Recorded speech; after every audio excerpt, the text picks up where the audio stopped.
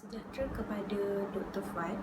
Nama saya Nurul Syahirah binti Ahmad Kamal, bernombor matrik 254930, akan menyampaikan perbentangan tentang tajuk cerpen saya, iaitu Masa Manis Dalam Kehidupan. Kehidupan Puan Zanariah bersama keluarganya Encik Rosli dan juga Nazirah amat bahagia dan gembira.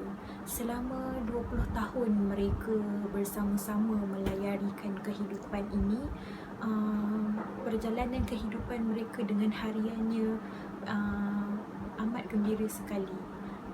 Walaupun mereka hanya dikurniakan seorang zuriat, iaitu Nazirah, namun Encik Rosli dan Puan Zanariah amat bahagia. Pada hari kelahiran Nazirah, mereka Encik Rosli dan Puan Zanariah bersetuju untuk menyambut kelahiran puteri bawang puteri tunggalnya, iaitu pada yang berumur 16 tahun.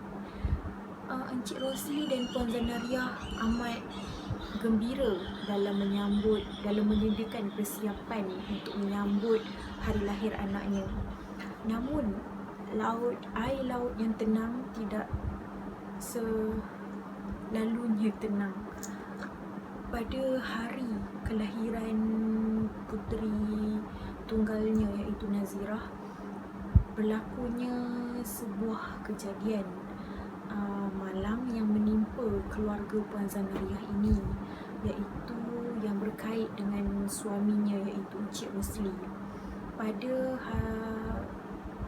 Pada hari menyambut kelahiran anaknya itu, terdapat sebuah kereta, iaitu kereta polis yang mempunyai 2 anggota polis, tiba-tiba sampai di perkarangan rumah mereka dan menyapa Puan Zanariah untuk berjumpa sendiri dengan Encik Rosli.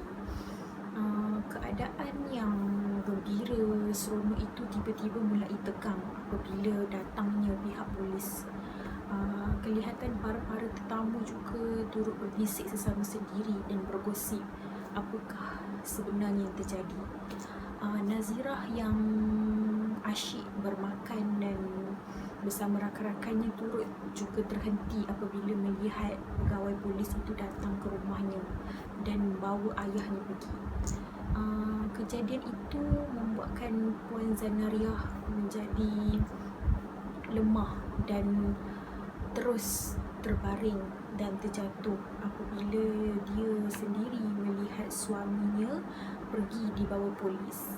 Jadi kejadian itu membuatkan seluruh tetamu di rumah Puan Zanariah menjadi tegang dan kecoh apabila Puan Zanariah sendiri terjatuh dan pingsan di riba anaknya, iaitu Nazariah.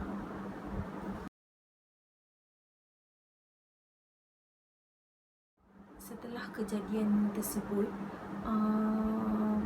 Puan Zanariah dan juga anaknya Nazirah berada di hospital kerana Puan Zanariah yang pitam dan hampir tidak menyedarkan diri dan terus dibawa ke hospital.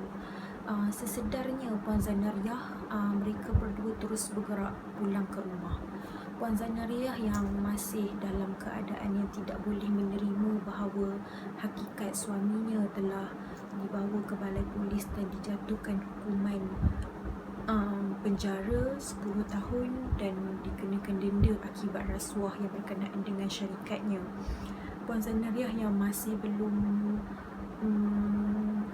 menerima kenyataan dan hakikat tersebut masih berada dalam keadaan lemah. Nazirah yang melihat keadaan ibunya itu berasa amat sedih dan simpati akan ibunya. Beliau tahu bahawa beliau perlu terus kuat dalam menyokong dan memberi semangat kepada ibunya. Pada keesokan harinya, terdapat satu lagi kejadian bahawa Encik Rosli dijatuhkan muflis. Maka dengan itu semua harta benda yang melibatkan atas nama Encik Rosli akan ditarik, termasuklah rumah banglo mereka itu. Jadi mereka diberi masa 3 hari untuk mengosongkan rumah itu dan keluar kerana rumah itu akan ditarik termasuk dengan kereta. Keadaan ini membuatkan lagi Nazirah dan Puan Nazariah berasa sedih dan lemah semangat. Maka Puan Zanariah dan Nazirah mengambil keputusan untuk pulang ke kampung dan tinggal bersama ibunya di Taiping.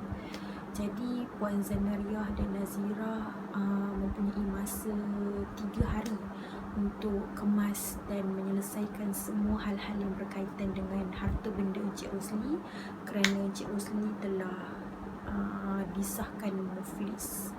Maka dalam keadaan itu, Puan Zanariah yang mentalnya tidak stabil, Nazirah lah yang memainkan peranan dalam memberi semangat kepada ibunya itu untuk terus kuat dalam menghadapi ujian. Setelah kejadian tersebut, Puan Zanariah dan Nazirah pun telah berangkat ke kampung mereka, iaitu di Taiping, Perak. Sesampainya mereka di stesen kereta api Taiping, Perak, kelihatan Puan Salmah, iaitu ibu kepada Puan Zanariah, dan ayahnya sedang menunggu dan menyambut kedatangan mereka berdua dengan gembira sekali. Puan Zanariah yang tidak dapat menahan perasaan sebabnya apabila melihat kedua ibu bapanya di stesen kereta api tersebut, lalu menitiskan air mata apabila melihat ibu bapanya. Puan Salmah yang melihat anaknya itu terus memeluk dan berbisik, "Awak Zanariah, hang kena kuat," dan berbisik begitu. Setelah itu mereka terus menuju ke kampung dan bermalam di situ. Pada keesokan harinya, Nazirah yang sudah bangun daripada tidur dan terus melulu ke dapur melihat kekecohan dan kesibukan yang berlaku di dapur itu.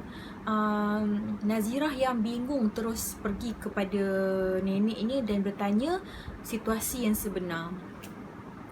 Rupanya Puan Zanariah sudah bertekad mahu memulakan perniagaan nasi lemak di pagi hari dan menjual lauk pauk pula di tengah petang. Puan Zanariah sudah berjanji pada dirinya bahawa untuk kuatkan diri dan memulakan kehidupan yang baru, iaitu dengan memulakan perniagaan untuk menyara hidupnya dan juga anaknya.